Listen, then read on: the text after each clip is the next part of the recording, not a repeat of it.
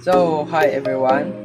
In this short reflection, I'm going to discuss how counting and probability shows up in every IT task, especially in password generation, encryption, and risk analysis in system design. So let's start. So the first one is password generation. One of the most common use of counting in IT is figuring how many possible passwords exist. So this is matter because the total number of combinations tells us how difficult a password is to guess or to crack. So here's the formula of the password generation.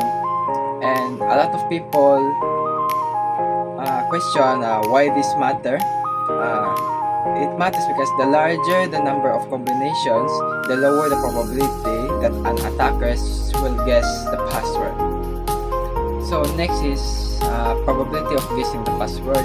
Probability helps IT professionals determine how likely an attacker is to succeed. So here's the formula of the probability of guessing a password. So next is data encryption.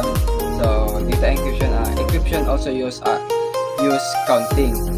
The key space is the number of a possible key. This is the formula of the data encryption, and a lot of people again question why this matter. It matters because counting tells us how to secure an encryption method is, and probability tells us how likely it is that someone could guess or compute the key. So the last is risk analysis in system design. In system design, probability is used to estimate the chance of failure.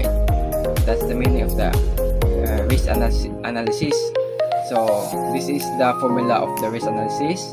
And again, it matter. Why this is matter?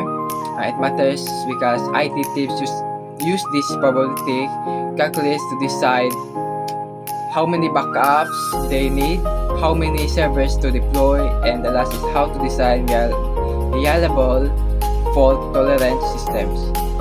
So in my reflection, in real IT jobs, understanding counting and probability directly affects decisions about security, encryption strength, network design, and system reliability. Whether I'm evaluating password policies, choosing encryption algorithms, or designing redundant systems. This math concept helped me to inform and secure decisions.